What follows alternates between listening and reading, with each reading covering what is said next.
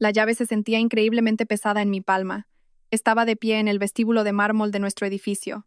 Mi edificio ahora, observando a través de los ventanales de suelo a techo, cómo mi marido de 7 años pulsaba el interfono por tercera vez. Su dedo lo golpeaba con una desesperación creciente, el tipo de energía frenética que surge cuando la realidad aún no ha alcanzado a las consecuencias. El interfono, en la pared junto a mí, parpadeaba con cada toque.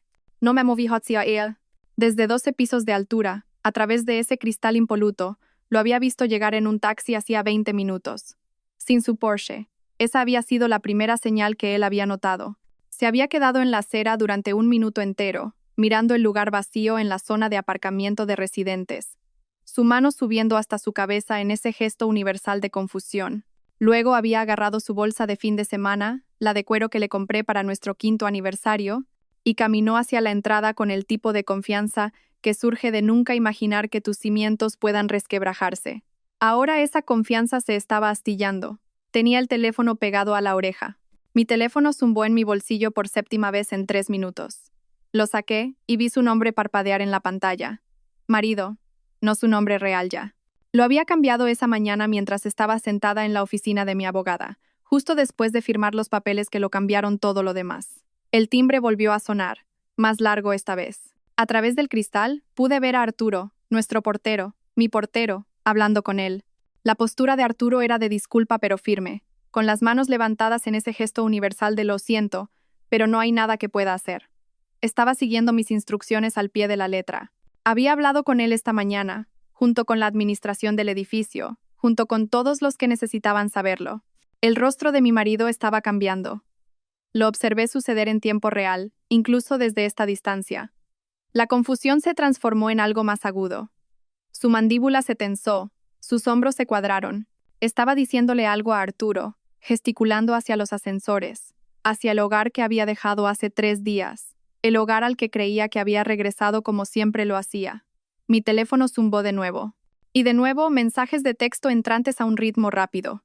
No necesitaba leerlos para saber lo que decían. ¿Dónde estás? ¿Qué está pasando? ¿Por qué no me dejan subir? Llámame. Pensé en la cena de hace 6 semanas.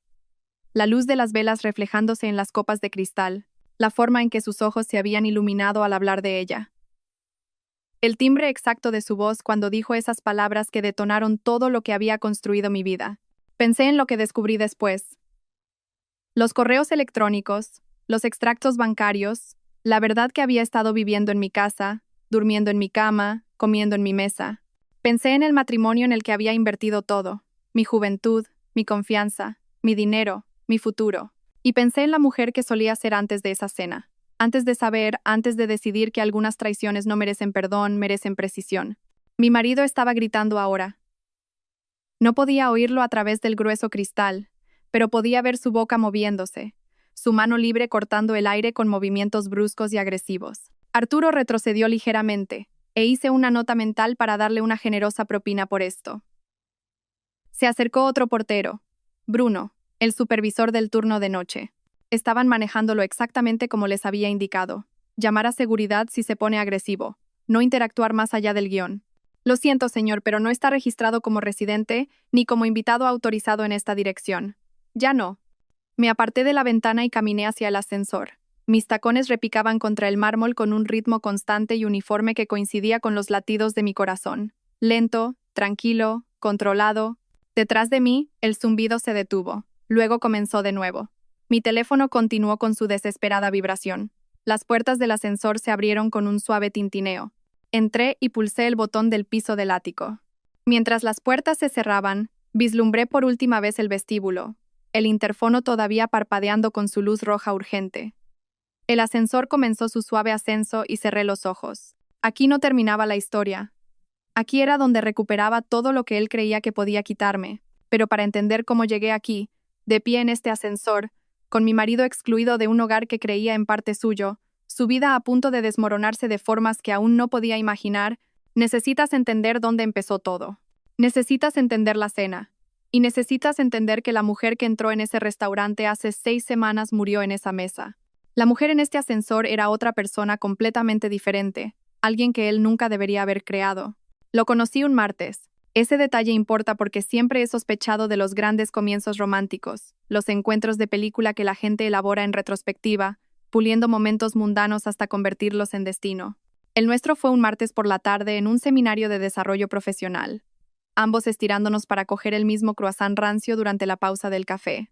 Ordinario, olvidable, excepto que él me sonrió, esa sonrisa lenta y desplegada que hacía que todo su rostro se reorganizara en algo cálido, y dijo: «Creo que el universo nos está diciendo que tenemos el mismo gusto por la repostería mediocre».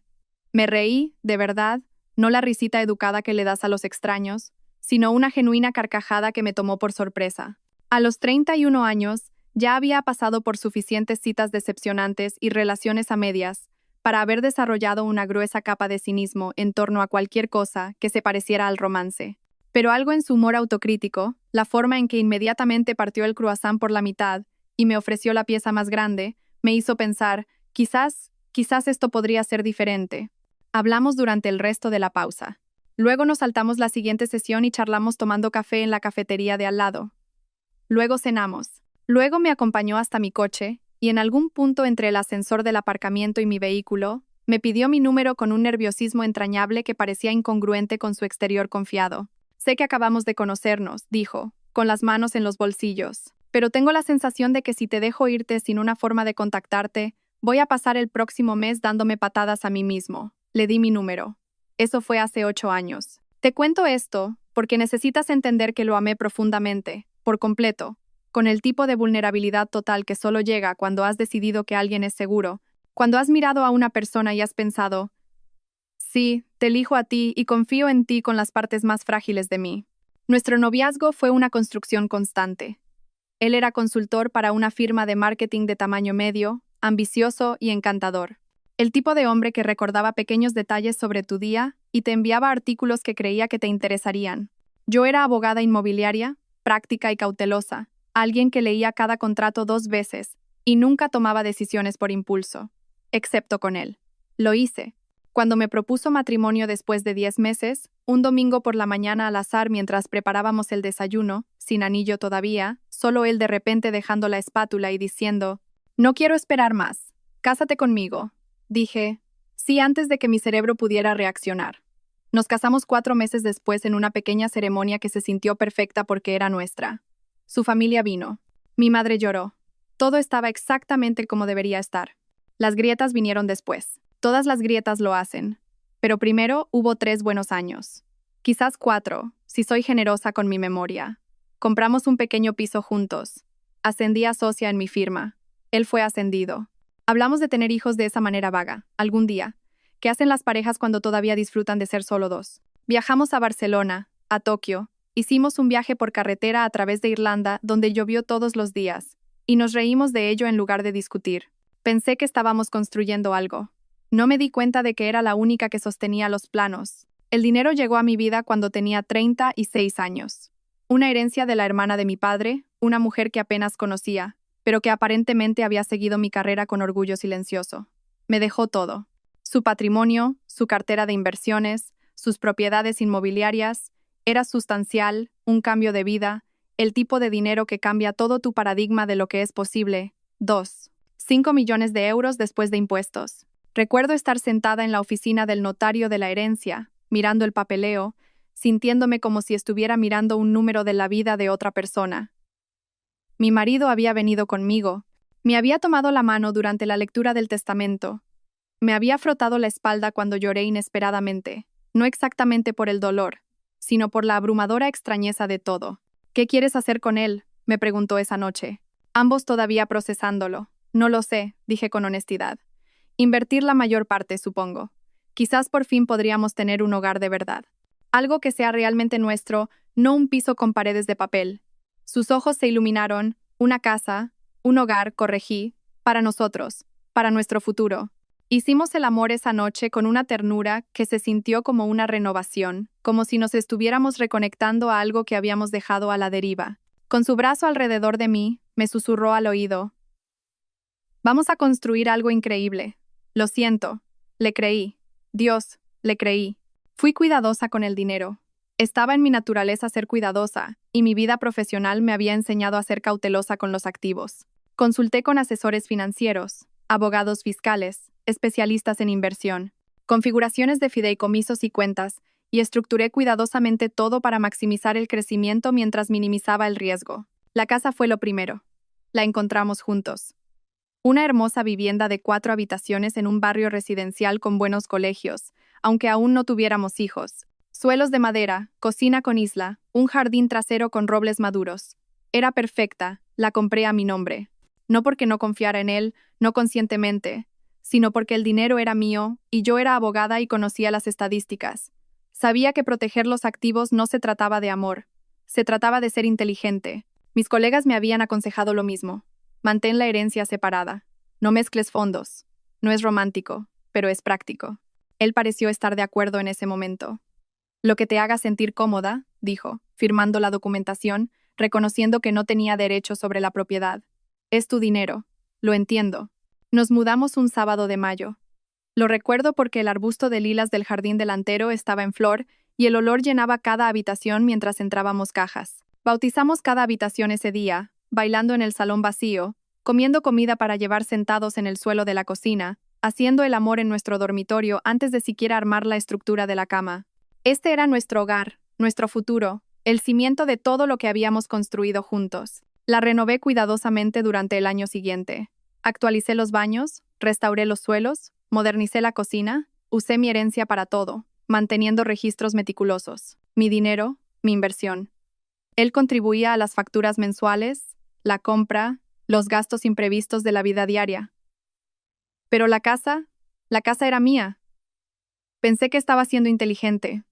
No me di cuenta de que estaba construyendo mi propio bote salvavidas. Su carrera se había estancado por un tiempo, no fracasando exactamente, sino estancándose de esa manera que le sucede a la gente de 30 y tantos que no ha logrado ascender al siguiente nivel. Mientras yo ascendía a socia y gestionaba acuerdos inmobiliarios de alto perfil, él seguía en la misma firma haciendo el mismo tipo de trabajo, viendo cómo colegas más jóvenes lo superaban.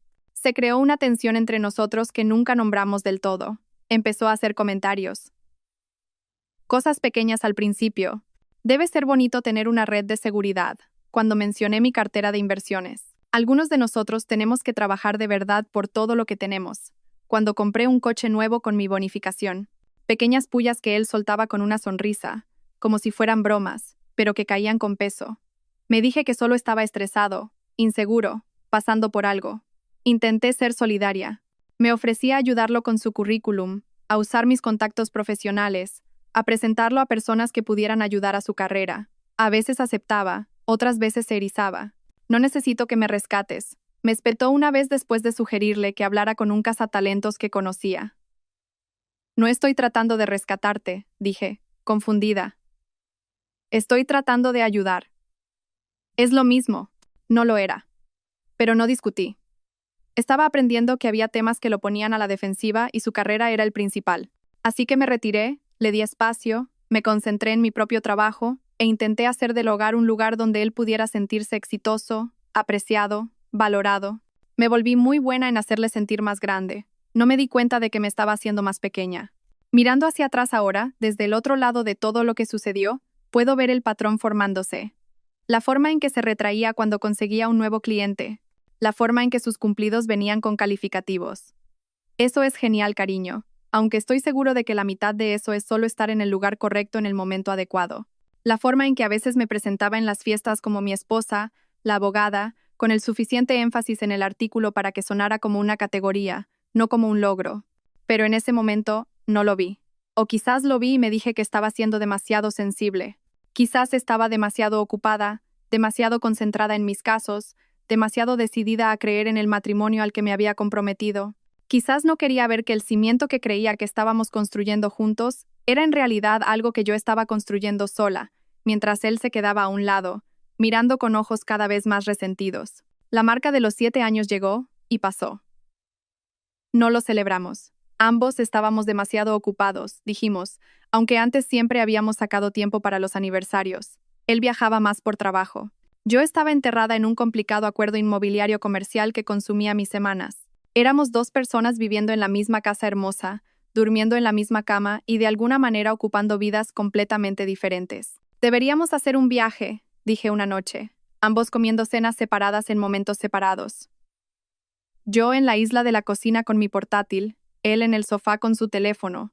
Cuando se resuelva este caso, solo nosotros. Quizás ese hotel rural en Cantabria del que siempre hablamos. Claro, dijo, sin mirar. Suena bien. Nunca lo reservamos. Y luego llegó la cena. La invitación que detonaría todo lo que creía saber sobre mi matrimonio, mi marido y la vida que había estado viviendo. La invitación que casi no acepto. El restaurante era el tipo de lugar donde la iluminación estaba diseñada para hacer que todos se vieran hermosos y los precios no figuraban en el menú. Me vestí con cuidado esa noche, como lo haces cuando sabes que vas a estar en una habitación llena de gente que te evalúa en los primeros 3 segundos. Un vestido de seda azul marino que rozaba mi cuerpo sin ajustarse. Joyas discretas. El pelo recogido de una manera que parecía sin esfuerzo, pero que me había llevado 20 minutos lograr. Mi reflejo en el espejo del pasillo antes de irnos mostraba a una mujer que parecía exitosa, elegante, compuesta. No me di cuenta de que me estaba vistiendo para mi propio funeral. La cena fue organizada por Ricardo y Valeria Ramos, una pareja que mi marido conocía desde sus primeros días de carrera. Ricardo era ahora vicepresidente senior en alguna empresa de tecnología con un nombre en minúsculas y una innovación implícita. Valeria trabajaba en relaciones públicas, el tipo de mujer que llama a todo el mundo cariño y te hace sentir simultáneamente bienvenida y evaluada. Es importante que vayamos, había dicho mi marido cuando llegó la invitación. Ricardo podría tener algunos contactos para mí. Y Valeria conoce a todo el mundo. Así que despejé mi calendario, pospuse una reunión con un cliente y me puse mi armadura de seda y cortesía. El restaurante estaba en el centro, todo ladrillo visto y bombillas Edison, y el tipo de estética industrial chic, que cuesta una fortuna para parecer inacabado. Nos dirigieron a un comedor privado en la parte trasera donde una larga mesa estaba puesta para 12 personas. Las velas parpadeaban en el centro, las copas de vino captaban la luz. Era hermoso de esa manera calculada que tienen las cosas caras. Otros invitados ya estaban mezclándose, sosteniendo cócteles, realizando la danza social de profesionales en eventos de networking disfrazados de reuniones de amigos. Reconocí algunas caras, personas de la industria de mi marido, algunas que había conocido en funciones anteriores. Y entonces la vi. Estaba de pie junto a la ventana, riéndose de algo que Ricardo estaba diciendo. E incluso antes de que todo el cuerpo de mi marido se tensara a mi lado, lo supe. Lo sabes a veces con un instinto profundo que anula el pensamiento racional. Esta era Lía, la exnovia, la de antes de mí, la relación que había terminado, según los escasos detalles que había compartido al principio de nuestra relación, porque el momento no era el adecuado y querían cosas diferentes. Historia antigua, pensé. Todo el mundo tiene ex. No significaba nada, excepto que la forma en que él la miraba ahora sí significaba algo. Su mano en la parte baja de mi espalda se había congelado. No se retiró, simplemente se detuvo, como si toda la electricidad de su cuerpo se hubiera desviado momentáneamente a otra parte. Sentí el cambio. La repentina ausencia de su atención, aunque todavía estaba físicamente a mi lado. No mencionaste que ella estaría aquí, dije en voz baja. No lo sabía. Su voz era extraña, tensa. Valeria se abalanzó sobre nosotros entonces, todo besos al aire y perfume, tirando de nosotros hacia la habitación y haciendo presentaciones. ¿Te acuerdas de Lía, verdad? Le dijo a mi marido con el tipo de crueldad casual en la que las mujeres como Valeria se especializan. Acaba de mudarse de nuevo a la ciudad. ¿No es maravilloso? Es como una reunión. Maravilloso, repetí, con mi sonrisa profesional fija en su lugar. Lía se giró hacia nosotros y pude verla por primera vez con claridad. Era hermosa.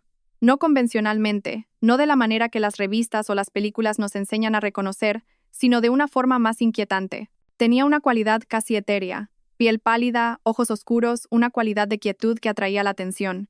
Su vestido era simple, negro, discreto, de una manera que de alguna manera hacía que todas las demás mujeres de la sala parecieran esforzarse demasiado. «Hola», dijo, y su voz era baja, un poco ronca. Miró a mi marido, solo miró, con una pequeña sonrisa que contenía historias enteras a las que yo no tenía acceso. Luego su mirada se desvió hacia mí. «Debe ser la esposa. He oído cosas maravillosas. Mentiras, estoy segura», dije con una ligereza que no sentía. Ella se rió. Mi marido no lo hizo. Nos trasladamos a la mesa. El universo, o la disposición de asientos de Valeria, era lo mismo. Había colocado a Lía directamente frente a nosotros, ligeramente a la izquierda de mi marido. Línea de visión perfecta. Yo estaba a su derecha. Observé cómo colocaba su servilleta en su regazo con un enfoque innecesario. Llegó el primer plato. La conversación fluía alrededor de la mesa. Esa peculiar mezcla de charla profesional y anécdotas personales que sucede en este tipo de cenas. Participé cuando era apropiado, hice las preguntas correctas, me reí en los momentos correctos. Pero estaba consciente, hiperconsciente, de mi marido a mi lado. Estaba diferente, animado de una manera que no había visto en meses, quizás años. Era divertido, encantador, se inclinaba hacia adelante cuando hablaba, sus ojos brillaban. Era el hombre que conocí hace 8 años en ese congreso, el que me había hecho reír con un croissant rancio, y cada gramo de esa energía estaba dirigido al otro lado de la mesa. Entonces, Lía, dijo Ricardo, cuéntales a todos sobre el nuevo proyecto. Es absolutamente fascinante. Ella se excusó con modestia practicada, pero finalmente se dejó persuadir para describir su trabajo, algo en arquitectura sostenible, diseñando edificios ecológicos para naciones en desarrollo. Era impresionante, genuinamente. Habló con pasión e inteligencia, y me encontré entendiendo por qué una habitación se inclinaría hacia ella cuando hablaba. Eso es increíble, dijo mi marido, y su voz tenía una nota que no pude identificar de inmediato. Orgullo, admiración, algo más. Es un trabajo significativo, dijo Lía mirándolo. Aprendí hace mucho tiempo que la vida es demasiado corta para hacer cosas que no importan. Tú me enseñaste eso, en realidad. La mesa hizo un sonido colectivo. Tomé un trago largo de vino. La conversación continuó. Llegaron más platos. El vino fluyó libremente, y lentamente, sutilmente, vi a mi marido enamorarse de nuevo de su exnovia en tiempo real mientras estaba sentado al lado de su esposa. No de forma obvia. No la estaba tocando. No me estaba ignorando. Pero había una energía entre ellos, una corriente que cualquiera que prestara atención podía sentir. Tenían bromas internas, referencias compartidas, una taquigrafía que proviene de la historia íntima. ¿Recuerdas aquella vez en Costa Rica?, dijo Lía en un momento, riéndose de el mono. Mi marido echó la cabeza hacia atrás y se rió, una expresión de deleite de cuerpo entero de la que casi había olvidado que era capaz. Dios mío, lo había bloqueado. El trauma fue demasiado. Todos se sintieron encantados por esto, pidiendo la historia, que contaron al unísono, terminando las frases del otro. Un dueto perfectamente coreografiado de memoria compartida. Era una historia divertida. Me reí junto con todos los demás. No sabía que habían estado en Costa Rica juntos. Nunca lo había mencionado. ¿Pero por qué lo haría? Fue antes de mí. Historia antigua. Excepto que no se sentía antigua. No por la forma en que él la miraba. Llegó el plato principal. Un pescado perfectamente preparado que probé sin registrar el sabor. La conversación se había dividido en grupos más pequeños. Ahora Valeria me hablaba de una gala benéfica que estaba organizando, y yo estaba respondiendo en piloto automático mientras rastreaba la conversación que ocurría a mi izquierda. Mi marido le estaba preguntando a Lía sobre su vida, dónde había estado, qué había estado haciendo. Había pasado los últimos 5 años en el extranjero, dijo, trabajando en proyectos en Sudamérica, luego en el sudeste asiático. Había estado comprometida brevemente, pero no funcionó.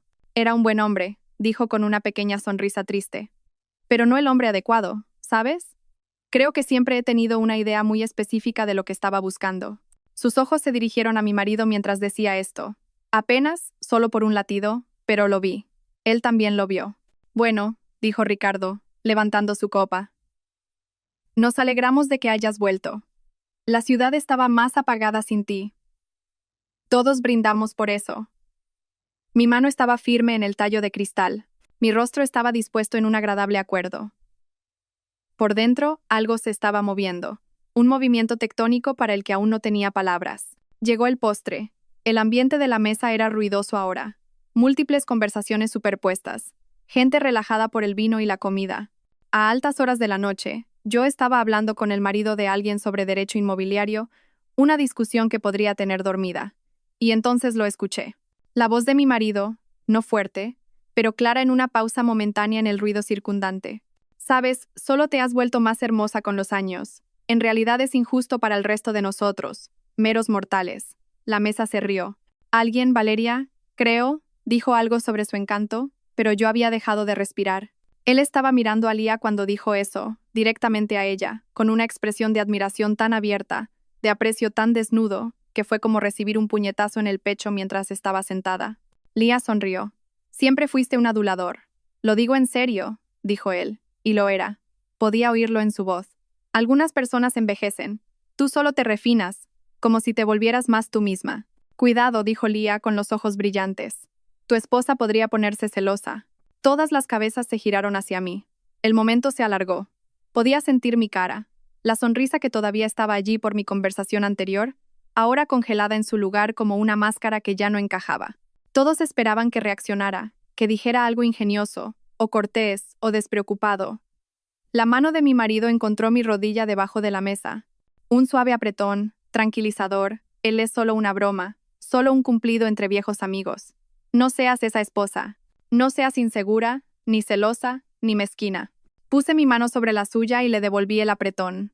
Luego miré a Lía y dije con perfecta ligereza: «Oh, estoy lo suficientemente segura como para reconocer cuando mi marido dice la verdad. Realmente estás preciosa». Más risas. El momento pasó. La conversación siguió adelante. Su mano dejó mi rodilla. El resto de la cena se desdibujó. Nos despedimos. Hicimos promesas de reunirnos pronto que sabía que nunca se materializarían. Abracé a Valeria y le di las gracias por una velada encantadora. Incluso abracé a Lía. Dos mujeres abrazándose brevemente mientras mi marido observaba. Fue tan agradable conocerte por fin, me susurró al oído. Tienes suerte de tenerte. Las palabras eran correctas. La entrega fue perfecta, pero aterrizaron como una amenaza. Caminamos hacia el coche en silencio. Mi marido conducía. Miré por la ventana las luces de la ciudad que pasaban, sintiéndome como si estuviera bajo el agua, todo amortiguado y distante. Eso fue agradable, dijo finalmente con voz casual. Buena comida. Espero que no haya sido raro que Lía estuviera allí. ¿Debería haberlo sido? No, por supuesto que no. Simplemente, sé que las ex pueden ser incómodas. Me giré para mirarlo. Su perfil estaba iluminado intermitentemente por las luces de la calle, familiar y de repente extraño. Le dijiste que era hermosa. ¿Qué? Oh. Se encogió de hombros, con los ojos en la carretera. Solo estaba siendo amable. Ha pasado por muchas cosas. Dijiste que era más hermosa de lo que solía ser. ¿Lo hice? Parecía genuinamente inseguro y eso era de alguna manera peor. Que pudiera decir algo que se había grabado en mi memoria y ni siquiera recordar las palabras exactas. Probablemente solo estaba tratando de ser amigable. Ya sabes cómo son esas cosas. Yo lo sabía. Sabía de la cortesía profesional y el lubricante social y los cumplidos sin sentido que suavizan las reuniones. Esto no había sido eso. Pero también sabía que si presionaba, si convertía esto en algo, yo sería el problema. La esposa insegura, la celosa, la mujer que no podía soportar que su marido fuera cortés con una ex. Así que no dije nada. Condujimos a casa en silencio. Pasamos por nuestra rutina nocturna. Él se durmió casi de inmediato, su respiración profunda y uniforme a mi lado. Permanecí despierta hasta el amanecer, mirando el techo, reviviendo la cena en mi mente. Su rostro cuando la vio por primera vez. La luz en sus ojos cuando le habló. La forma en que la miró cuando la llamó hermosa. De verdad la miró, de la forma en que miras algo precioso. La forma en que no me había mirado en años. Algo se había roto dentro de mí durante esa cena. Se había creado un espacio donde las preguntas podían crecer. Y mientras yacía allí en la oscuridad, escuchando a mi marido dormir pacíficamente a mi lado, esas preguntas comenzaron a echar raíces. ¿Quién era este hombre con el que me había casado? ¿Qué era esta vida que había construido? ¿Y por qué de repente me sentía como una extraña en mi propia casa? Todavía no tenía respuestas, pero estaba a punto de empezar a buscarlas. Y lo que encontré lo cambiaría todo. No lo confronté a la mañana siguiente, ni a la mañana siguiente. En lugar de eso, observé. Es increíble lo que notas cuando realmente estás prestando atención. Todas las pequeñas cosas que habían estado sucediendo en los márgenes de mi conciencia de repente cobraron un enfoque nítido, como ajustar una lente de desenfoque a claridad. Estaba más pendiente de su teléfono, no dramáticamente más.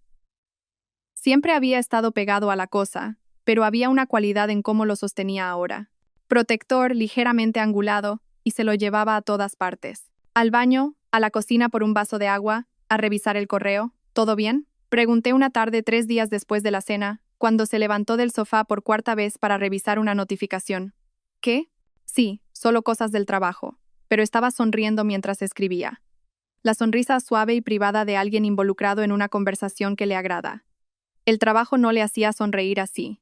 Empecé a notar los detalles, la forma en que había empezado a vestirse mejor por las mañanas, incluso para los días en que trabajaba desde casa. La nueva colonia que no le había comprado. El repentino interés en ir al gimnasio, algo que había abandonado hacía 2 años. Estás muy bien, dije una mañana y lo dije en serio. Se veía bien, energizado, vivo de una manera que debería haberme hecho feliz. Gracias, dijo besándome la mejilla al salir. Solo estoy tratando de cuidarme mejor. ¿Por ella? No dije. Estás haciendo esto por ella, pero aún no lo sabía, no con certeza. Y siempre he sido alguien que necesita pruebas, hechos concretos antes de hacer acusaciones. Es la abogada en mí.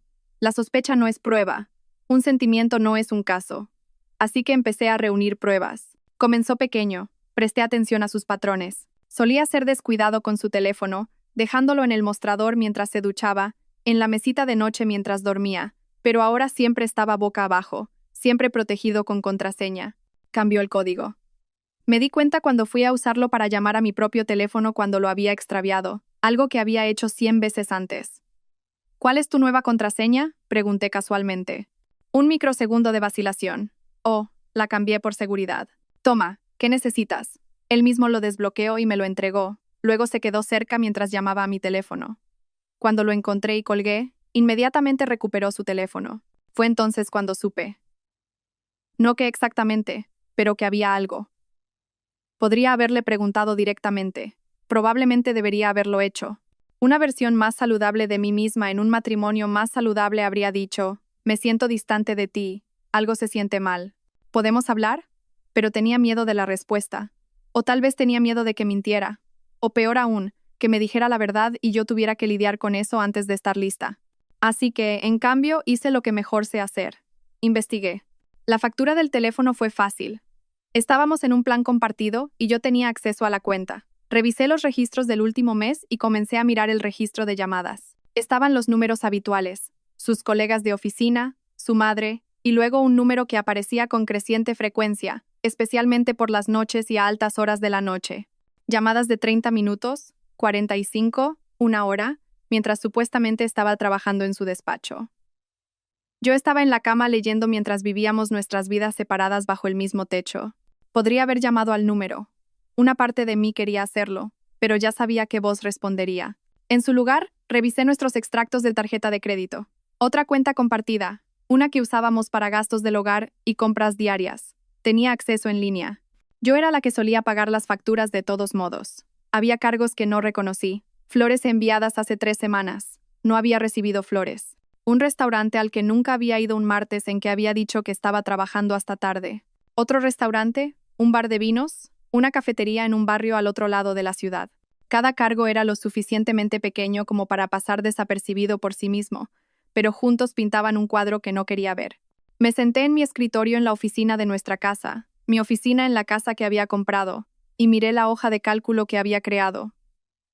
Llamadas, textos. No podía ver el contenido, pero podía ver el volumen, cargos, una línea de tiempo de traición expuesta en puntos de datos. Me temblaban las manos.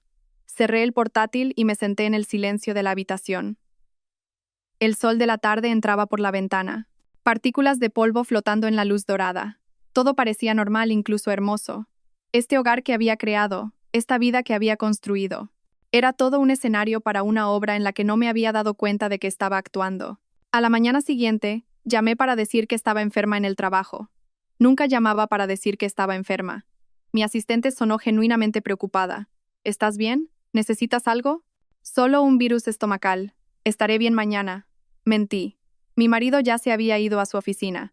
Esperé 30 minutos después de su partida. Luego fui a su despacho. Se sintió transgresor hurgar entre sus cosas. En 8 años de matrimonio, nunca había espiado, nunca había sentido la necesidad de hacerlo. Se suponía que la confianza era el cimiento de lo que teníamos. Pero los cimientos se agrietan. Su despacho estaba ordenado. Era particular con su espacio de trabajo.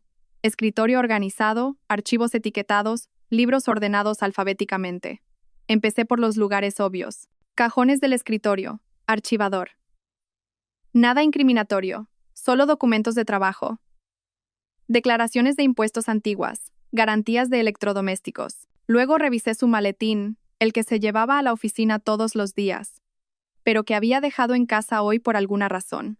En el bolsillo interior, metido en una funda destinada a tarjetas de visita, encontré un recibo. Un hotel, de la semana pasada. La noche que había dicho que estaba en una cena tardía con un cliente, El cargo de la habitación era por una noche. Entrada a las 7 p.m. Salida a las 11 p.m., 4 horas. Me quedé en su despacho sosteniendo el recibo con las manos que se habían quedado entumecidas. 4 horas. No un error. No un malentendido. 4 horas en la habitación de un hotel en el centro de nuestra ciudad cuando podría haber conducido a casa en 20 minutos. El papel se arrugó ligeramente en mi agarre. Lo alicité, lo fotografié con mi teléfono y lo volví a colocar exactamente donde lo había encontrado. Luego me senté en su silla de escritorio e intenté respirar a través de lo que me estaba desgarrando el pecho. No fue un shock. En algún lugar profundo de mí lo había sabido desde la cena, tal vez antes. Alguna parte de mí había reconocido lo que estaba sucediendo incluso cuando mi mente consciente se negaba a verlo. Fue dolor. La muerte del matrimonio que creía tener. La muerte del hombre que creía conocer. La muerte del futuro por el que había estado trabajando. Me permití llorar durante 10 minutos. Lo cronometré en realidad de la forma en que había aprendido a hacer en mi vida profesional cuando necesitaba procesar algo antes de volver al trabajo. 10 minutos para desmoronarme, luego compartimentar y seguir adelante. Cuando sonó la alarma de mi teléfono, me limpié la cara, fui al baño, me lavé las manos y me eché agua fría en los ojos. Me miré en el espejo. Mi cara me devolvió la mirada manchada e hinchada pero familiar. Todavía estaba aquí, todavía era yo, y había terminado de ser la mujer que no sabía. Necesitaba más información. El recibo probaba que había hecho algo, pero no exactamente qué. Y había aprendido en mi carrera que las suposiciones, incluso las razonables, podían desmoronarse en los tribunales. Necesitaba pruebas irrefutables. Necesitaba saber el alcance total de lo que estaba lidiando. Volví a su despacho y busqué con más cuidado. Esta vez fui metódica, revisando cada libro en busca de papeles ocultos, cada archivo en busca de algo fuera de lugar. No encontré nada más. O era muy cuidadoso o la mayor parte de la aventura existía digitalmente. Su portátil estaba protegido con contraseña, diferente a la de su teléfono. Probé algunas combinaciones obvias. Cumpleaños, nuestro aniversario. Nada funcionó. No era una hacker. No podía irrumpir en él sin que él lo supiera. Pero conocía a alguien que podía. Me senté en el suelo de su despacho, con la espalda apoyada en su escritorio, y saqué mi teléfono. Desplacé mis contactos hasta que encontré el nombre que estaba buscando. Rubén Vidal, un especialista en tecnología con el que había trabajado en un caso el año pasado que involucraba fraude digital. Era discreto, brillante y me debía un favor. Lo llamé. Hola, respondió sonando sorprendido. ¿Cuánto tiempo? ¿Qué pasa? Necesito ayuda con algo, dije. Personal. Confidencial. Hubo una pausa. Luego su voz cambió. Se volvió profesional. ¿Qué tipo de ayuda? El tipo en el que necesito acceder a las comunicaciones digitales de alguien sin que lo sepa. Otra pausa, más larga esta vez. ¿Estamos hablando de algo legal o matrimonial? Creo que mi marido me está siendo infiel. Necesito pruebas antes de hacer nada. Ah, eso es. Pude oírlo pensar. Sí, puedo ayudarte con eso. ¿Tienes acceso a alguno de sus dispositivos? Su portátil, pero no tengo la contraseña. No la necesitas. Puedo configurarte un programa. Tendrás que instalarlo cuando no esté en casa. Tardará unos 10 minutos. Después de eso reflejará todo. Correos electrónicos, textos, historial del navegador, todo a un servidor seguro al que puedes acceder de forma remota. Él nunca sabrá que está ahí. Mi estómago se revolvió. ¿Es eso legal en tu propia casa? ¿En un dispositivo de propiedad conjunta? Zona gris, pero probablemente defendible. No admisible en los tribunales, pero útil para saber con qué estás lidiando. Eso es todo lo que necesito saber. Te enviaré los detalles. Dame una hora. Rubén, gracias. No me des las gracias todavía, dijo en voz baja. Puede que no te guste lo que encuentres. Ya no me gusta. Al menos de esta manera sabré la verdad. El programa llegó a mi correo electrónico 40 minutos después con instrucciones detalladas. Mi marido no estaría en casa en horas. Tenía tiempo. Seguí las instrucciones de Rubén exactamente, instalando el software en el portátil de mi marido mientras estaba sentada en su silla, en su espacio, violando su privacidad de la misma manera que él había violado nuestro matrimonio. Se sintió como justicia, se sintió como caer. Cuando terminé, cerré el portátil, salí de su despacho y fui a nuestro dormitorio. Me acosté sobre la cama y miré el techo, el mismo techo que había mirado durante noches después de la cena, y esperé. Mi teléfono me alertaría cuando el programa comenzara a capturar datos. Rubén había dicho que podría tardar unas horas en que todo se sincronizara. Necesitaba ser paciente. La paciencia nunca había sido mi fuerte, pero había aprendido algo sobre mí misma en las últimas semanas. Era capaz de cosas que nunca había imaginado.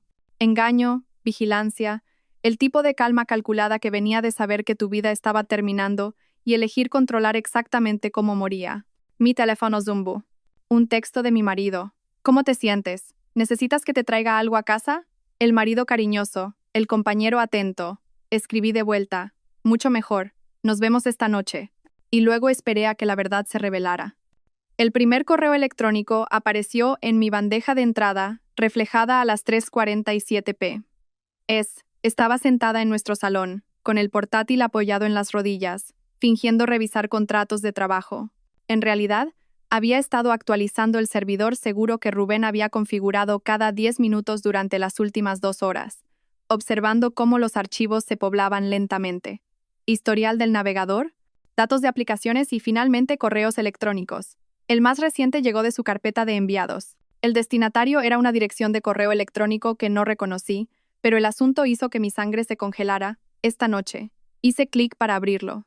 No puedo esperar a verte. Mismo sitio. Yo llevo el vino esta vez. Tú tráete a ti misma.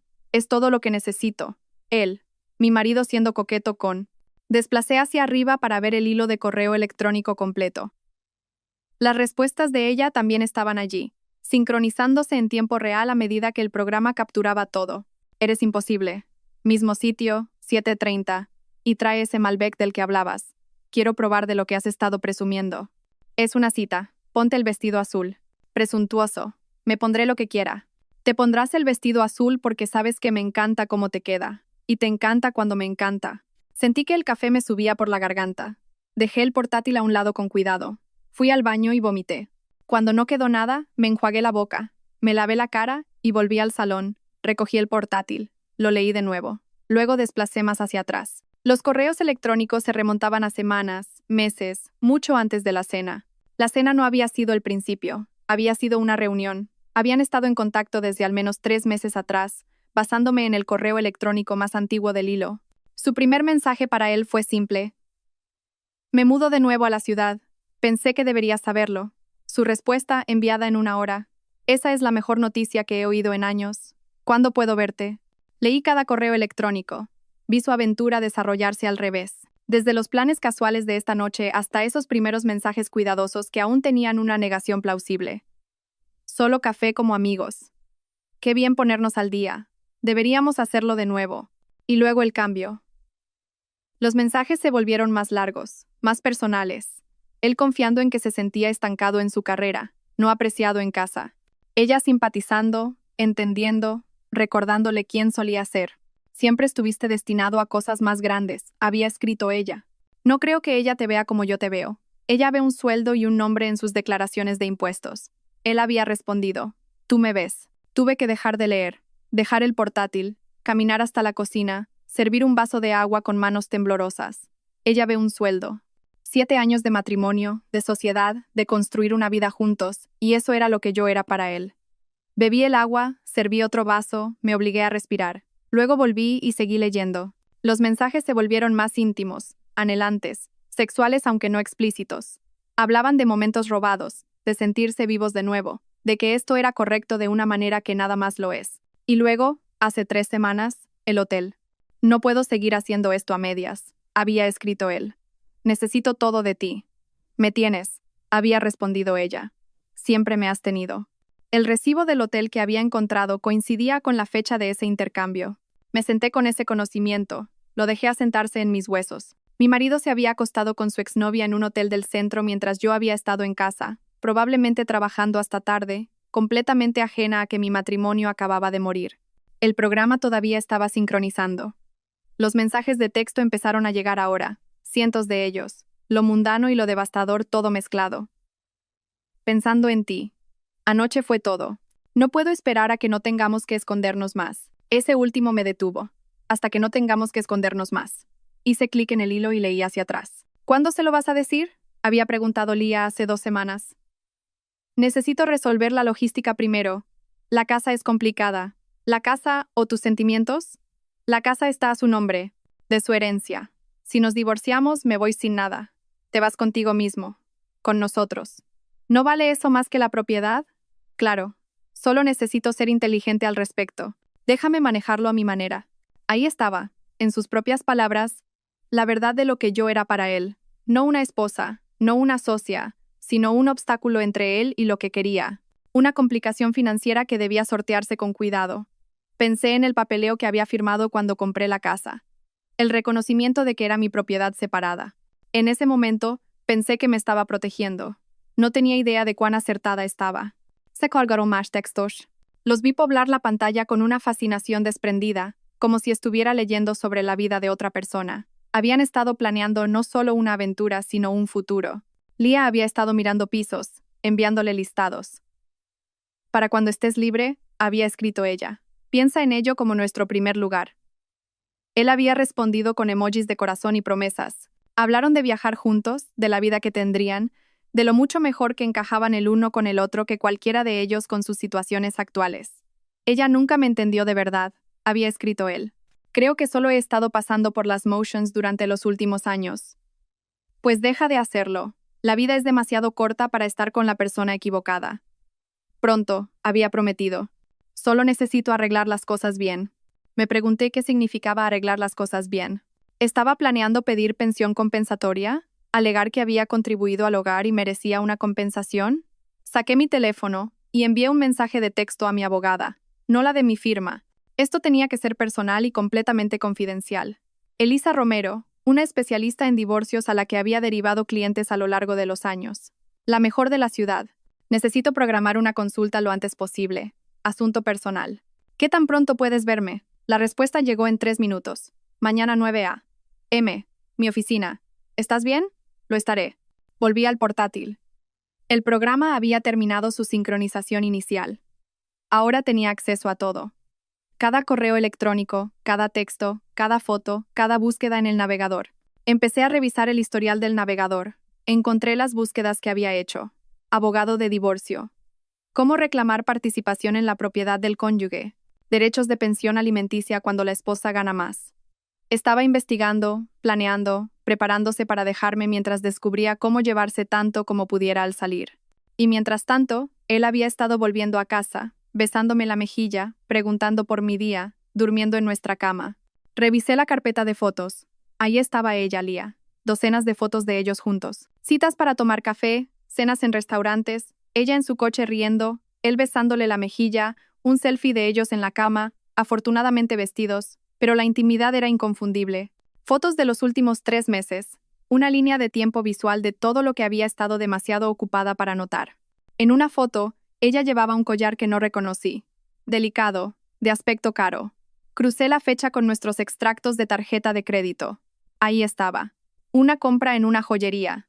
800 euros. Hace 2 semanas. Pensé que era para mí, para nuestro próximo aniversario. Tal vez un regalo de cumpleaños anticipado. Nunca fue para mí. Creé una carpeta en mi disco seguro y comencé a organizar todo. Capturas de pantalla de correos electrónicos, hilos de texto, fotos, extractos de tarjetas de crédito, registros telefónicos. Construí un caso contra mi marido con la misma atención meticulosa que le daría a cualquier asunto legal. Evidencia de la aventura documentada. Evidencia de planificación financiera para beneficiarse del divorcio documentada. Línea de tiempo de engaño documentada. Para cuando terminé, eran las 5:30 p.m. Mi marido estaría en casa en 1 hora. En realidad, probablemente más tarde, ya que, según sus textos, planeaba reunirse con Lia a las 7:30, lo que significaba que necesitaría una excusa. No tuve que esperar mucho. A las 6:15, mi teléfono zumbó con un texto de él. Me surgió algo de última hora en el trabajo. No me esperes para cenar. Te quiero. Te quiero. 2 palabras que solían significar todo. Ahora eran solo sonidos. Ruido sin sentido que cubría la verdad. Respondí, no hay problema. Probablemente me iré a la cama temprano de todos modos. Todavía no me siento genial. Que te mejores, cariño. Me pregunté si sentía alguna culpa o si mentirme se había vuelto tan rutinario que era solo otra tarea para marcar, enviar mensaje a la esposa, rastrear pistas, ir a ver a la novia. Tenía 3 horas antes de que llegara a casa, tal vez 4, dependiendo de cuánto tiempo se quedara con ella. Usé el tiempo para pensar, no sobre si dejarlo. Esa decisión se había tomado en el momento en que vi esos correos electrónicos. No puedes saber algo como esto. No puedes sentir la traición. El matrimonio había terminado, incluso si él no lo sabía todavía. Estaba pensando en cómo podría confrontarlo esta noche cuando llegara a casa. Arrojarle la evidencia a la cara.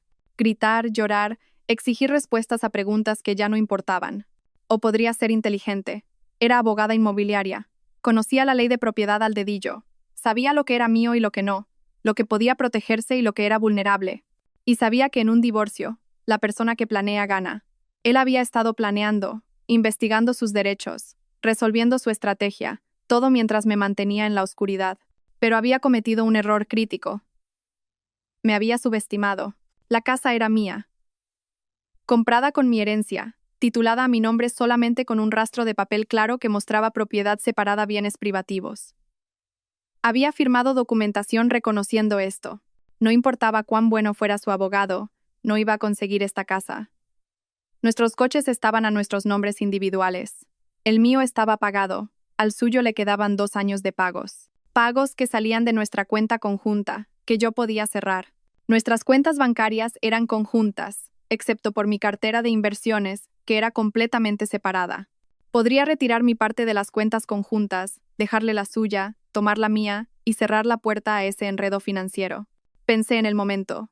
Si me movía demasiado rápido sin el asesoramiento legal adecuado, podría cometer errores, pero si esperaba demasiado, él podría hacer su movimiento primero. Mañana por la mañana, me reuniría con Elisa, pondría la estrategia legal en marcha, luego la ejecutaría.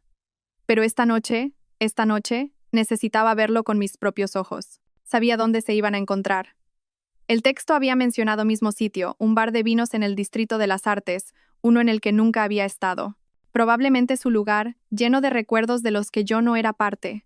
Podría ir a verlos juntos. Algunas personas dirían que eso era autodestructivo, que ya tenía todas las pruebas que necesitaba, pero necesitaba verlo. Ser testigo de la muerte de mi matrimonio en tiempo real.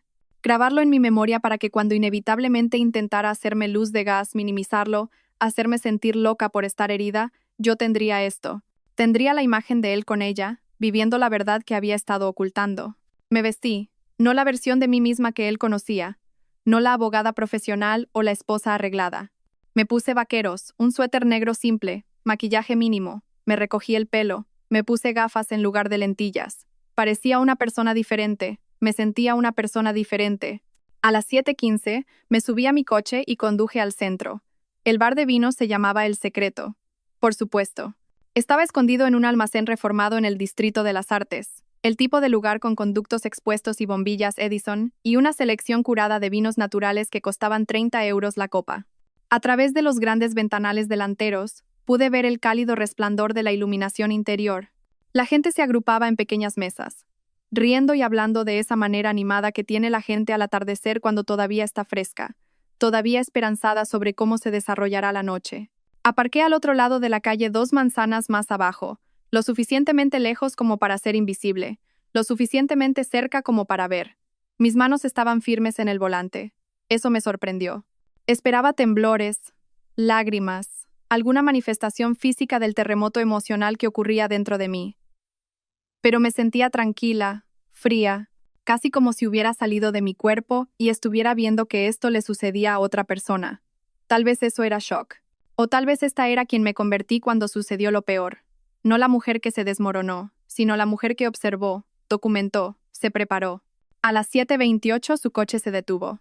El Porsche Cayenne que había insistido en alquilar hace 3 años, el que yo había pensado en privado que era un cliché, pero que había apoyado de todos modos porque lo hacía feliz. Dio la vuelta a la manzana una vez buscando aparcamiento. Finalmente encontró un sitio 2 coches delante del mío. Me encogí en mi asiento innecesario. No me estaba buscando. No estaba pensando en mí en absoluto. Probablemente su mente estaba en ella, en la noche que se avecinaba, en la vida que estaba construyendo en secreto, mientras nuestro matrimonio moría tranquilamente por negligencia y traición. Salió del coche y lo vi revisar su reflejo en la ventana. Alisarse el pelo, ajustarse el cuello. Llevaba la camisa azul que le compré por su cumpleaños, la que dije que resaltaba sus ojos. Se la había puesto por ella. Entró en el bar con confianza, el paso fácil de alguien que camina hacia algo que quiere. Esperé 30 segundos, luego salí de mi coche. El aire de noviembre era penetrante, cortando mi suéter. Había dejado el abrigo en el coche. Bien, el frío ayudaba. Me mantenía alerta. Caminé hasta El Secreto, mi corazón martillando ahora, aunque mis manos seguían firmes. A través de la ventana, Pude verlo en una mesa cerca del fondo. Ella no estaba allí todavía. Estaba mirando su teléfono, sonriendo ante algo. Probablemente su mensaje de texto diciendo que estaba casi allí. No podía entrar. Demasiado arriesgado. Pero el bar tenía un patio lateral. Podía verlo desde la calle. Calentadores encendidos contra la oscuridad de la noche. Y el patio se conectaba a la sala principal a través de puertas francesas abiertas. Si me posicionaba correctamente, podría ver su mesa. Caminé alrededor de la entrada del patio. Algunas personas estaban dispersas en las mesas exteriores, abrigadas con chaquetas, decididas a disfrutar del ambiente a pesar del frío. Elegí una mesa de esquina parcialmente oscurecida por un árbol en maceta, pedí una copa de vino tinto al camarero que apareció y orienté mi silla para poder ver a través de las puertas. Línea de visión perfecta. A las 7:35 llegó Lía. La vi antes que él. Observé cómo escaneaba la sala, su rostro iluminándose cuando lo vio. Llevaba un vestido azul, el que él le había dicho que se pusiera, y se veía hermosa. Esa misma cualidad etérea que había notado en la cena, amplificada por la iluminación cálida y la obvia alegría en su rostro. Caminó hasta su mesa. Él se levantó. Se abrazaron y el abrazo duró demasiado para ser casual. Cuando se separaron, él mantuvo sus manos en su cintura por un momento, mirándola con una expresión que reconocí. Había visto esa expresión antes, hace años, cuando solía mirarme de esa manera. Se sentaron. Un camarero apareció de inmediato. Claramente eran habituales. Ordenaron sin mirar los menús. Cuando el camarero se fue, se inclinaron el uno hacia el otro sobre la mesa, con las manos entrelazadas, hablando con la intensidad de la gente que tiene demasiado que decir y no suficiente tiempo para decirlo. Levanté mi copa de vino y tomé un sorbo. No sentí el sabor. Desde mi posición, podía verlos claramente, pero no podía oír su conversación. Solo podía mirar, leer su lenguaje corporal, llenar los vacíos con mi imaginación, lo cual era de alguna manera peor que saber. Ella se rió de algo que él dijo, echando la cabeza hacia atrás. Su mano se acercó a través de la mesa para tocar la de él. Él giró la palma hacia arriba, atrapó sus dedos, lo sostuvo. Un gesto tan pequeño, sin sentido para cualquier otra persona en el restaurante, devastador para mí. El vino llegó a su mesa. Él trajo el Malbec que prometió. El camarero sirvió. Brindaron, copas tintineando juntas en un sonido que no podía oír, pero podía imaginar. Cristal contra cristal, una promesa hecha con vino. Bebieron. Su pulgar trazó círculos en el dorso de la mano de ella. Lo vi estar presente con ella de una manera que no había estado presente conmigo en años, quizás nunca. Estaba inclinado hacia adelante, involucrado, animado, riendo. Ella dijo algo y él se llevó la mano al corazón, simulando estar herido, y ella se rió más fuerte. Tenían bromas internas, un ritmo, una historia que existía en un espacio al que nunca podría acceder, sin importar cuántos correos electrónicos leyera o textos revisara. Y algo en eso dolió más que la traición física, el conocimiento de que tenía toda esta otra vida, todo este otro yo que guardaba para ella. Las mejores partes de sí mismo ofrecidas libremente, mientras yo recibía las obras. La versión cansada, resentida, desconectada que llegaba a casa y revisaba su teléfono y me hacía sentir que estaba exigiendo demasiado al querer conversación. Mi mano se apretó en mi copa de vino. La comida llegó. Habían pedido aperitivos para compartir. Los vi comer del plato del otro, casuales y cómodos. El camarero los revisó y ambos le sonrieron con la calidez de la gente que está exactamente donde quiere estar. En un momento, Lía se levantó para ir al baño. Él la vio alejarse, sus ojos siguiéndola por la habitación con aprecio abierto. Cuando ella se fue, él sacó su teléfono. Escribió algo. Mi teléfono zumbó en mi bolsillo. Lo saqué y miré la pantalla. Un texto de él. Esto del trabajo se está alargando más de lo esperado. Probablemente llegue a casa alrededor de las 11. Lo siento, cariño. Miré el mensaje, la mentira casual, el engaño reflejo. El lo siento que no significaba nada. Escribí de vuelta. Está bien. Tómate tu tiempo. Lo vi leer mi respuesta. Lo vi sonreír ligeramente y guardar su teléfono sin culpa, justo cuando Lía regresaba a la mesa. Se sentó e inmediatamente él le cogió la mano de nuevo. Dijo algo que hizo que sus ojos se suavizaran. Ella respondió algo con la boca. No soy capaz de leer los labios, pero parecía un te quiero. El tallo de la copa de vino se dobló ligeramente en mi agarre. Me obligué a aflojar mi sujeción antes de que se rompiera. Debería irme. Tenía todas las pruebas que necesitaba. Sentarme aquí torturándome no servía de nada, excepto para añadir nuevas heridas a una lesión ya mortal. Pero no podía moverme. Los vi terminar su comida. Los vi pedir postre. Un plato, 2 tenedores. Los vi alimentarse el uno al otro con la intimidad despreocupada de la gente que había hecho esto antes. Muchas veces, vi a mi marido ser feliz. Y entendí, sentada allí en el frío con mi vino intacto, que esto no fue un error. No fue un momento de debilidad o una crisis de la mediana edad, o cualquiera de las otras explicaciones que la gente usa para suavizar los bordes de la traición. Esta fue una elección, una que él había tomado una y otra vez. Cada texto, cada correo electrónico, cada mentira, cada momento en el que pudo detenerse y no lo hizo. Él había elegido esto, la había elegido a ella, y al hacerlo, me había deselegido a mí. El camarero trajo la cuenta. Él pagó con nuestra tarjeta de crédito conjunta. Anoté con amarga ironía. Pagó su cita con mi dinero. Se levantaron para irse. Él la ayudó con su abrigo, sus manos deteniéndose en sus hombros. Caminaron hacia la salida juntos, y por un momento pensé que pasarían justo por delante del patio, justo por delante de mí, pero giraron en la otra dirección hacia la puerta principal. Esperé hasta que estuvieron fuera, hasta que los vi a través de la ventana caminando hacia su coche. Lo vi abrir la puerta del pasajero para ella. La vi levantarse sobre la punta de los pies para besarlo antes de subir. Un beso de verdad, no largo pero tampoco casual. El beso de la gente que tenía toda la intención de continuar esto más tarde en algún lugar privado. El hotel probablemente, el mismo del recibo o tal vez uno nuevo. Otro recibo, otras 4 horas de tiempo que le robaría a nuestro matrimonio para dárselas a ella. Su coche se alejó de la acera. Vi las luces traseras desaparecer en la esquina. Solo entonces me di cuenta de que estaba llorando, no sollozando, solo lágrimas, silenciosas y constantes, deslizándose por mi rostro en el aire frío de la noche. Me la sequé con el dorso de la mano y miré mi copa de vino, todavía llena. No había bebido nada, aparte de ese primer sorbo. Dejé efectivo sobre la mesa, demasiado, pero no me importó, y volví a mi coche. El viaje a casa fue automático. No recuerdo la mayor parte. Mi cuerpo conocía el camino. Memoria muscular guiándome a través de giros y semáforos mientras mi mente procesaba lo que había presenciado. Cuando llegué a nuestra entrada, las lágrimas se habían detenido. Cuando abrí la puerta principal y entré en nuestra casa, mi casa me había transformado. La mujer que había conducido a ese bar de vinos con la esperanza de estar equivocada, con la esperanza de que hubiera alguna explicación, con la esperanza de que su matrimonio pudiera salvarse. Esa mujer se había ido.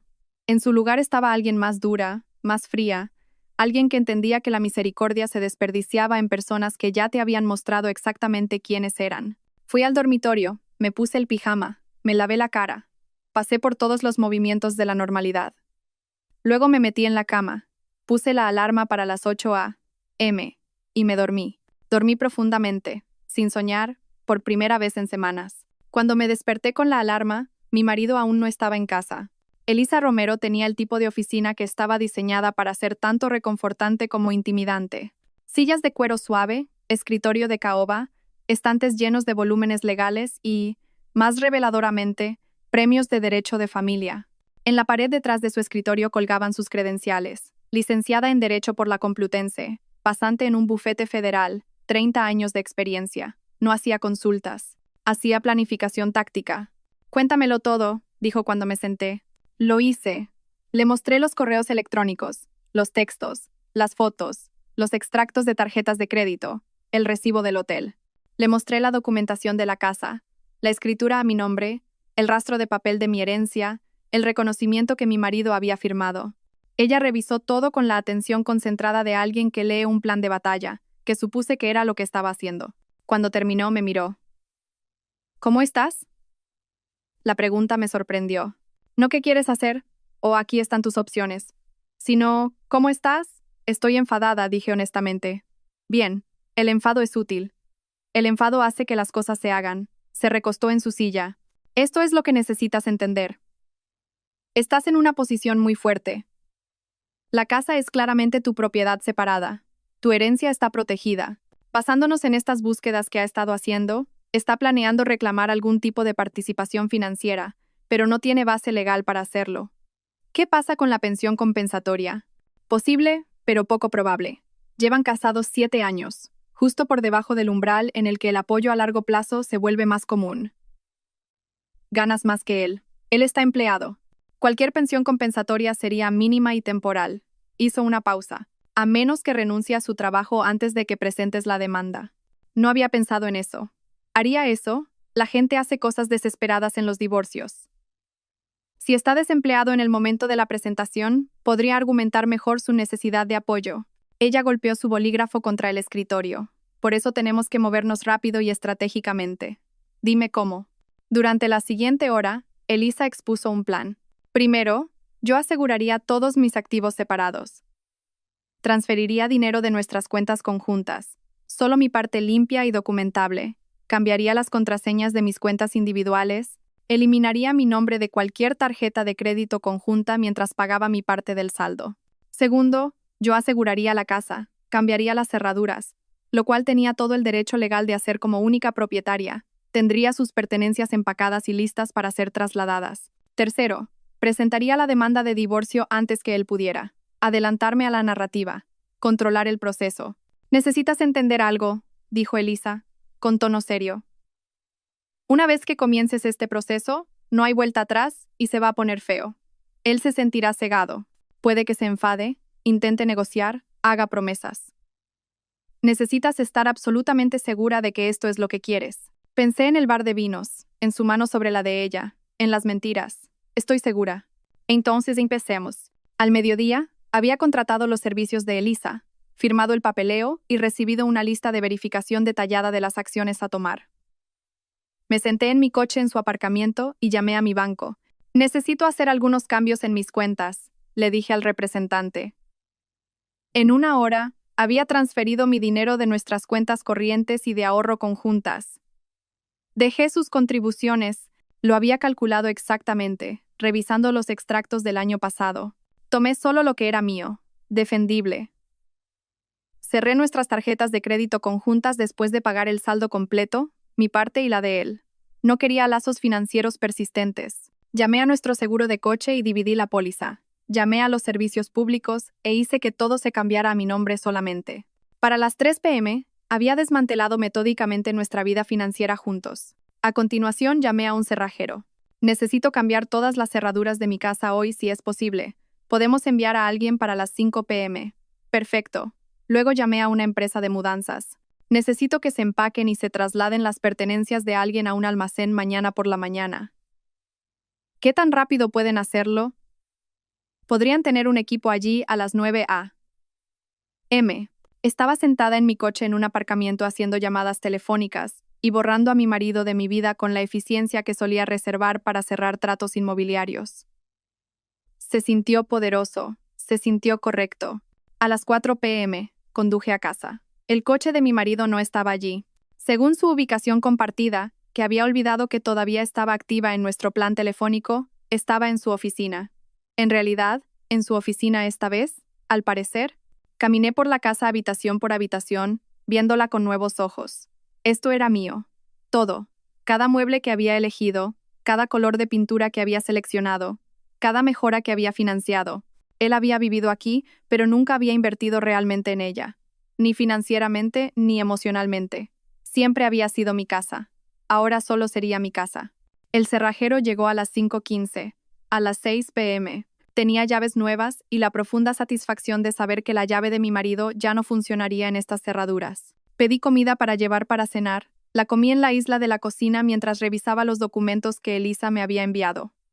La demanda de divorcio estaba redactada, lista para presentar. Solo necesitaba firmarla y ella la enviaría al juzgado por la mañana. Mi teléfono zumbó. Un texto de mi marido, trabajando hasta tarde de nuevo. No me esperes. Yo sabía lo que significaba trabajando hasta tarde ahora. Sabía exactamente dónde estaba y con quién estaba. Le respondí, ok. Sin te quiero. Sin nos vemos luego. Solo un reconocimiento. Él no pareció notarlo. A las 9 p.m. fui a su despacho. Ya había llamado a la empresa de mudanzas y les dije que empacaran todo en esta habitación. Su escritorio, sus archivos, sus libros, su precioso espacio de trabajo organizado. Pero primero quería dejarle algo. Redacté un correo electrónico en mi portátil.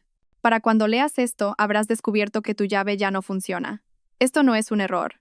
Esta casa es mi propiedad separada, como reconociste por escrito cuando la compré. Ya no eres bienvenido aquí. Tus pertenencias serán empacadas y trasladadas a una unidad de almacenamiento mañana. Recibirás la dirección y el código de acceso a través de tu abogado. He presentado una demanda de divorcio. Se te notificarán los papeles en los próximos días. Sé lo de Lía. Sé lo de la aventura. Lo sé todo. No me insultes tratando de negarlo o minimizarlo. Nuestras cuentas conjuntas han sido separadas. Solo he tomado lo que es mío. Tu parte permanece en tu cuenta individual. Nuestras tarjetas de crédito están cerradas. Eres responsable de tus propios gastos de ahora en adelante. No me contactes directamente. Toda comunicación debe pasar por nuestros abogados. La mía es Elisa Romero en Winters y Asociados. Te sugiero que contrates un abogado de inmediato. Este matrimonio ha terminado.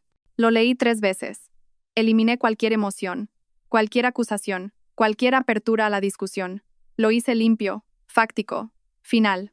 Luego lo guardé como borrador. Lo enviaría mañana después de que todo estuviera en marcha. Después de que las cerraduras se cambiaran y sus cosas se empacaran y los papeles de divorcio se presentaran. Después de que no hubiera vuelta atrás, me acosté a las 10 p.m. Mi marido todavía no estaba en casa. Revisé la ubicación compartida, estaba en el hotel, el mismo del recibo. Apagué mi teléfono y me dormí. Cuando me desperté a la mañana siguiente, mi marido estaba dormido a mi lado. Debe haber llegado tarde, se deslizó en la cama sin despertarme. El olor a su perfume era débil pero presente en su piel. Me levanté con cuidado, me duché, me vestí con un traje de negocios como si fuera a ir a los tribunales, porque en cierto modo iba a la guerra. La empresa de mudanzas llegó a las 9 a.m. en punto. 3 hombres con cajas, carretillas y modales profesionales eficientes. Todo en el despacho, les dije, y su ropa del armario del dormitorio.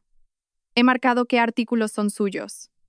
Lo había hecho esta mañana temprano, mientras él todavía dormía. Puse notas adhesivas en sus trajes, sus zapatos, su cómoda. Se lo puse fácil. Mi marido apareció en el pasillo, con los ojos borrosos, confundido. ¿Qué está pasando? ¿Te estás mudando? Dije con calma. Me miró fijamente. ¿Qué? ¿Me estoy mudando? Estos hombres están empacando tus pertenencias. Hay una unidad de almacenamiento alquilada a tu nombre. Tendrás el código de acceso esta tarde. ¿Es una broma? Miró a los operarios de mudanzas, que profesionalmente ignoraban nuestra conversación y continuaban su trabajo. Oye, para. ¿Ha habido algún tipo de error? No hay error, dije. Esta es mi casa. Te pido que te vayas. Su rostro pasó por varias expresiones. Confusión, incredulidad y finalmente ira. No puedes simplemente echarme. Vivo aquí. Puedo. Esta casa es mi propiedad separada. No tienes ningún reclamo legal sobre ella. Pregúntale a un abogado si no me crees. ¿Qué diablos está pasando? Su voz subía ahora. ¿Alguien te dijo algo? ¿Esto es sobre? Es sobre Lía, dije en voz baja. Es sobre la aventura que has estado teniendo durante los últimos 3 meses. Se te notificarán los papeles en los próximos días. Nuestras finanzas ya están separadas. Tus pertenencias están siendo empacadas mientras hablamos. Y tu llave ya no funcionará en estas cerraduras. ¿Cambiaste las cerraduras? La incredulidad y la ira competían por el dominio en su tono. No puedes hacer esto. Ya lo he hecho. Dio un paso hacia mí y levanté la mano. No lo hagas. Los operarios de mudanza son testigos. Mi abogada ha documentado todo. Si quieres hacer esto más difícil de lo necesario, solo te harás daño a ti mismo. Vivo aquí, repitió como si decirlo de nuevo lo hiciera real. Vivías aquí. Tiempo pasado. Ahora tienes que averiguar dónde vas a quedarte. Sugeriría no llamar a Lía ya que su piso es probablemente demasiado pequeño para los dos. Pero ese es tu problema ahora. Algo en mi tono debe haber penetrado finalmente. Me miró como si me estuviera viendo por primera vez. Ni siquiera sé quién eres en este momento, dijo. Es gracioso, respondí. Estaba pensando lo mismo de ti. Los operarios de mudanzas estaban trabajando de manera eficiente, llevando cajas a su camión. Mi marido se quedó en el pasillo viendo cómo empacaban su vida, todavía tratando de procesar lo que estaba sucediendo. ¿A dónde se supone que voy a ir?, preguntó. Y por primera vez, sonó pequeño. Eso ya no es mi problema. Saqué el correo electrónico impreso de mi bolsillo. Decidí dárselo en persona en lugar de enviarlo digitalmente. Esto lo explica todo. Léelo cuando te hayas calmado y busca un abogado. Lo vas a necesitar. Le entregué el papel y me alejé. De vuelta a mi dormitorio, mi habitación ahora, y cerré la puerta. A través de la madera, podía oírlo hacer llamadas telefónicas. Primero a Lía, su voz baja y urgente. Luego a un abogado, supuse, su tono cambiando a desesperado y suplicante. Nada de eso importaba. Al mediodía, los operarios de mudanzas habían terminado. Su despacho estaba vacío. Su ropa se había ido. La casa se veía más grande, más limpia, como si se hubiera quitado algo pesado. Me paré en la ventana y vi el camión de mudanzas alejarse, llevando los restos físicos de mi matrimonio a una unidad de almacenamiento que nunca visitaría. Mi teléfono sonó. Elisa, los papeles están presentados. Dijo que le notificarán mañana. Gracias. ¿Cómo te encuentras? Miré alrededor de mi casa. Mi espacio. Mi futuro ya no entrelazado con alguien que me había traicionado. Estoy bien, dije, y lo dije en serio. 6 semanas después, estaba de pie en el mismo vestíbulo de mármol donde comenzó esta historia, observando a través de los ventanales de suelo a techo cómo mi ahora exmarido pulsaba el interfono por última vez antes de rendirse. El divorcio se había formalizado esa mañana. Rápido, limpio, exactamente como Elisa había predicho. Él intentó luchar, por supuesto. Contrató a un abogado que hizo ruido sobre sus contribuciones al hogar, sobre la angustia emocional, sobre la injusticia de quedarse sin nada. Pero la ley era clara. La casa era mía. La herencia era mía. Y después de 7 años de matrimonio, donde nuestras finanzas se habían separado cuidadosamente, no había nada que él pudiera reclamar. Se había marchado con sus pertenencias personales, su coche con sus pagos restantes y la mitad de nuestros ahorros conjuntos mínimos. Todo lo que había traído al matrimonio se lo llevó al salir. Nada más. Lía lo había acogido inicialmente. Escuché a través de conocidos mutuos, los que habían elegido silenciosamente mi bando una vez que la historia salió a la luz, que intentaron que funcionara. El gran romance, finalmente libre para existir a la luz del día. Pero aparentemente, una aventura es diferente a una relación. La emoción de escabullirse, de los momentos robados y el amor prohibido, no se traduce bien a la realidad mundana, a las facturas y responsabilidades, y la rutina diaria de una asociación real. Duraron 5 semanas antes de que ella le pidiera que se fuera. Ahora él vivía en un estudio al otro lado de la ciudad, trabajando en el mismo trabajo, conduciendo el mismo coche, probablemente preguntándose cómo su vida se había desmoronado tan rápido. No sentí lástima por él, me sentí libre. La casa seguía siendo mía, pero se sentía diferente ahora. Había redecorado su despacho, lo había convertido en una sala de lectura con estanterías empotradas y un sillón cómodo junto a la ventana. Había repintado el dormitorio, cambiado la ropa de cama, hecho todo nuevo. Mi carrera estaba floreciendo. Sin el drenaje emocional de un matrimonio moribundo, tenía energía para invertir en mi trabajo. Había asumido 2 clientes importantes en el último mes, manejado casos que me habrían estresado antes con una calma y confianza que me sorprendió incluso a mí misma. Había empezado a correr por las mañanas, me uní a un club de lectura, reconecté con amigos que había descuidado durante los años que había estado tratando de salvar un matrimonio que ya estaba perdido. Estaba construyendo una vida, no la que había planeado, no el futuro que había imaginado cuando dije sí a una propuesta durante el desayuno hace 8 años, sino la mía, entera, completamente mía. A veces, a altas horas de la noche, pensaba en la mujer que solía ser. La que había entrado en esa cena de lujo y se sentó frente a la exnovia de su marido, y sonrió a pesar del dolor de ser comparada y de sentirse inferior. Esa mujer había creído que el amor significaba aferrarse, que el compromiso significaba resistir, que una buena esposa se hacía más pequeña para que su marido pudiera sentirse más grande. Esa mujer se había ido. En su lugar estaba alguien que entendía que lo opuesto al amor no es el odio, es la indiferencia. Y que lo más poderoso que puedes hacer cuando alguien te traiciona no es buscar una venganza dramática o hacerles sufrir. Es eliminarlos de tu vida con la misma precisión cuidadosa que usarías para extirpar un tumor. Por completo. Finalmente. Permanentemente. Vi la figura de mi exmarido retirarse por la acera, los hombros caídos, solo. Luego me aparté de la ventana, caminé hacia el ascensor y subí a mi casa. Las puertas se cerraron detrás de mí y sonreí, no porque hubiera ganado, aunque lo había hecho, sino porque había aprendido que la mejor venganza no es dejar a alguien sin hogar o arruinado o sufriendo. Es construir una vida tan completa, tan plena, tan enteramente tuya, que su ausencia se vuelve irrelevante. Él pensó que podía usarme como una red de seguridad mientras planeaba su futuro con otra persona. En cambio, me enseñó que nunca lo había necesitado en absoluto. Y esa lección, por dolorosa que fuera de aprender, me había liberado. El ascensor llegó a mi piso. Salí al pasillo, saqué mi nueva llave, la que solo yo tenía una copia, y abrí mi puerta. Adentro, todo estaba exactamente como lo había dejado. Tranquilo, mío. Me quité los zapatos, me serví una copa de vino y caminé hacia la ventana que daba a la ciudad. En algún lugar, él estaba resolviendo su próximo movimiento, preguntándose qué salió mal. Tal vez incluso contándose una historia donde él era la víctima. Que lo haga. Yo tenía mejores cosas que hacer que preguntarme por un hombre que ya me había quitado demasiado tiempo. Tenía una vida que vivir y iba a ser extraordinaria.